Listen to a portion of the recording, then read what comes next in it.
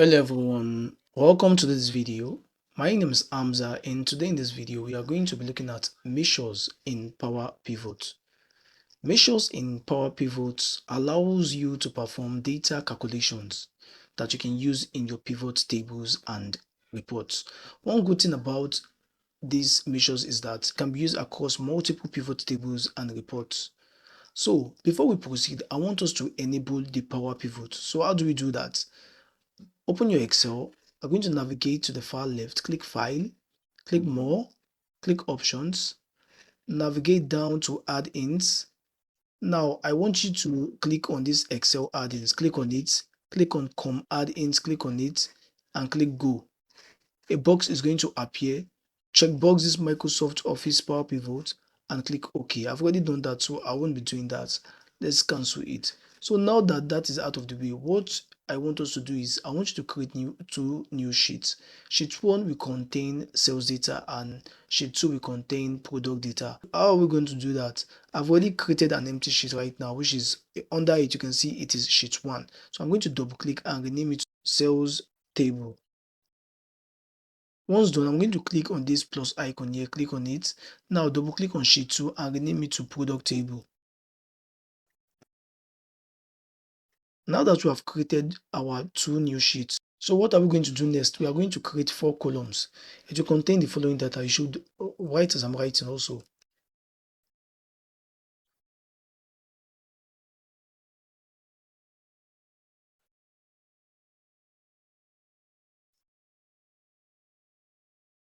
So I'm going to arrange it properly. I'm going to bold it. So now let's fill in some data for the order ID.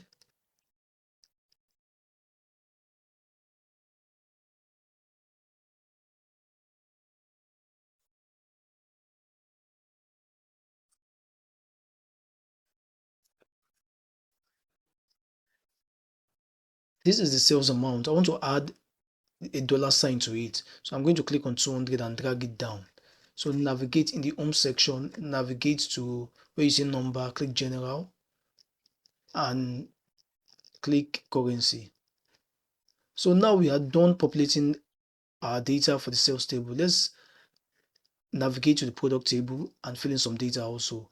The product table, we have 3 columns: the product ID, product name and price.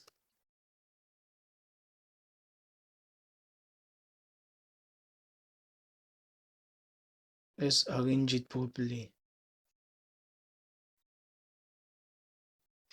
Let's bold it. Let's fill in some data.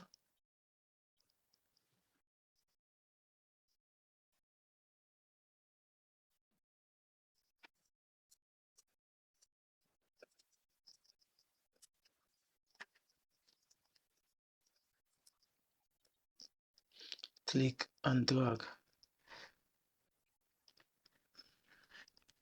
So now we are done populating our data for the sales table and for the product table. So what are we going to do next? What we are going to do next is that we are going to add this data to the pivot table. We are going to add it to Power Pivot, sorry. So let's load the data into Power Pivot. Since we are in the product table, we are going to load this into the Power Pivot. So now navigate up and click on Power Pivot. Click any cell inside your data and click Add to Model. Everything here will be highlighted, your data will be highlighted, and click OK.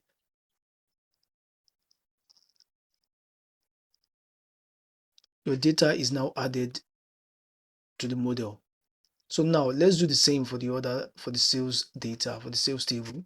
Let's cancel this. Navigate to the sales table and let's do the same. Click any cell within your data, click Power Pivot, click Add to Data Model, and click OK.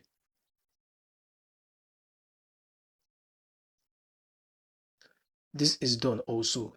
So after loading our data, the next thing we are going to do is we are going to make use of the measure. So let's cancel this. In our sales data, I want us to navigate to Power Pivot and click measures. Click new measure. Fill in some detail. I'll leave mine like this. So now let's put a formula. Let's put formula to calculate for sum. So let's type in sum. And we are going to want to get the sum of the sales amount. So let's say some of the sales amounts. This is the sales amount. So let's click this, and we're going to close the brackets.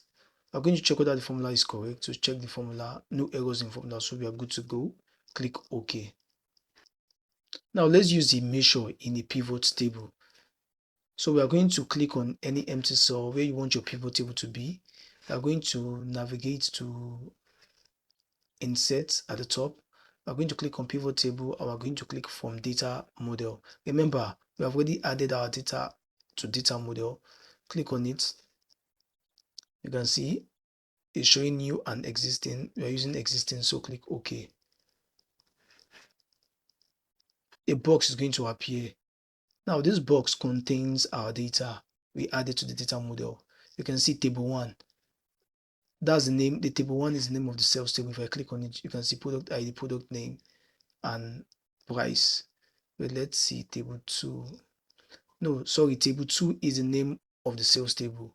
It's a sales table because the sales table contains sales amount and table 2 contains sales amounts. Is it? So table 2 is the sales table and table 1 is the product table. So now let's add some feeds in the pivot table, because you can see the pivot table right now is empty.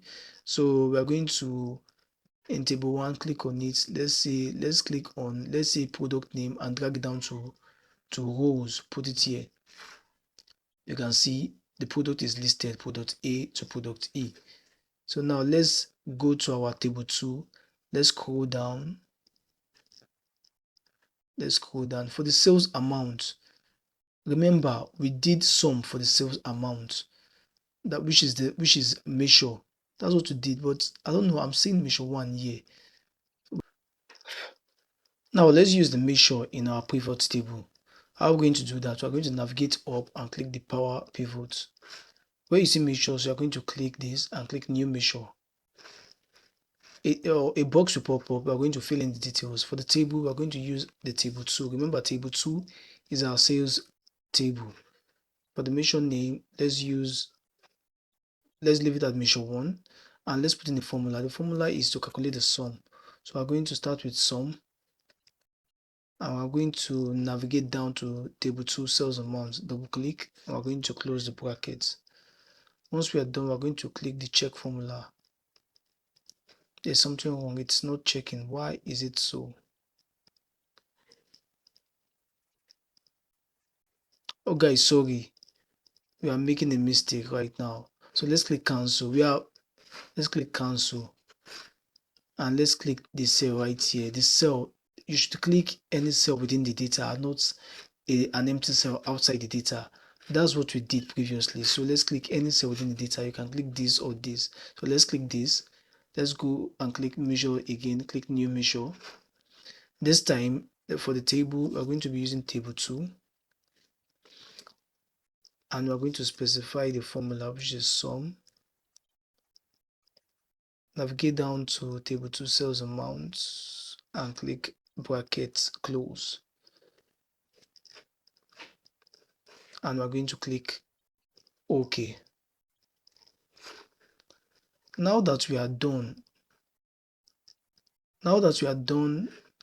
creating our measure, the next thing I want us to do is we are going to use our measure in the pivot table. So click on any empty cell right here where you want your pivot table to be. Navigate to insert, click on pivot table on the far right, and click from data model. We are going to click OK. Now a box is going to pop up, the table 1, which is for the product table, and the table 2, which is for the sales table. So now we're going to fill in some details. For the table 1, which is the product, we're going to drag product name down and put it in rows.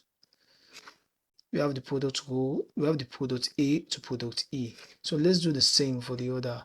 So for the table 2, we want to drag this our measure 1, the measure we just created, which is sum. So we're going to drag it down to values and click OK.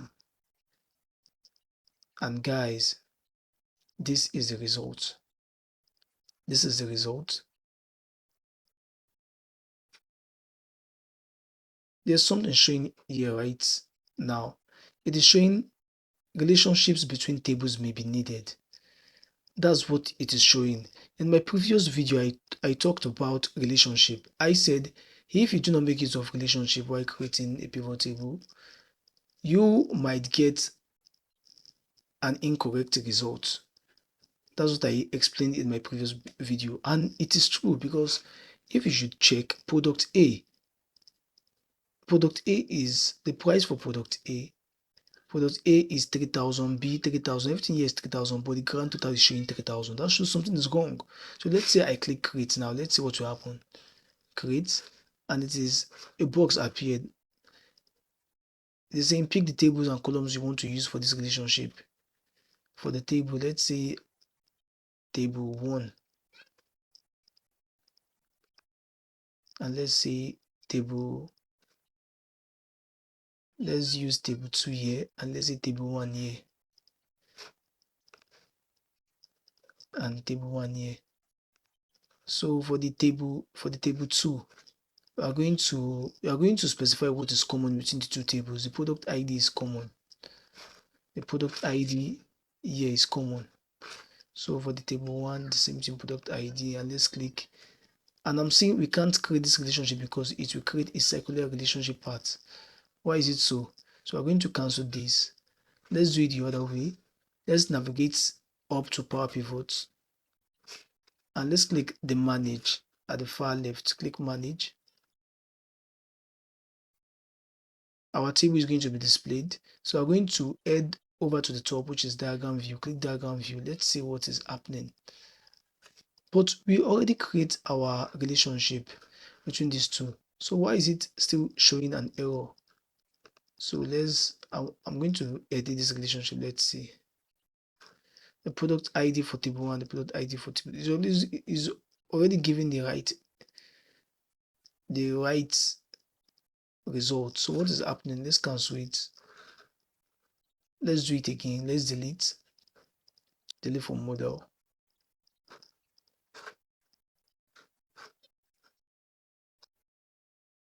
Let's do it again. Let's see our product ID. Let's click and drag to product ID.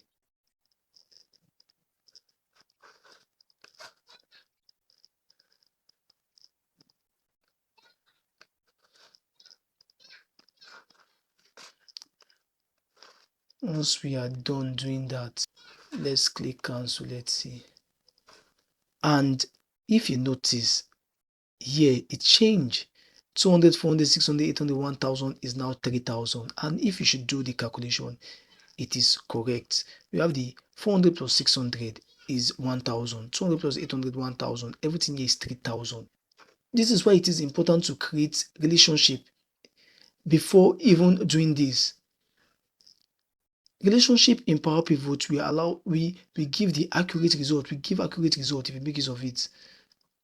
I wanted to show you the incorrect result first, so that you will understand that relationship is very important when it comes to creating Power Pivot table. Thank you very much for watching this video. If you like this video, please give it a like and subscribe to the channel for more awesome Excel stuff like this. And if you are confused, if you have any question, please leave it in the comments. I'll try my best to answer. Thank you.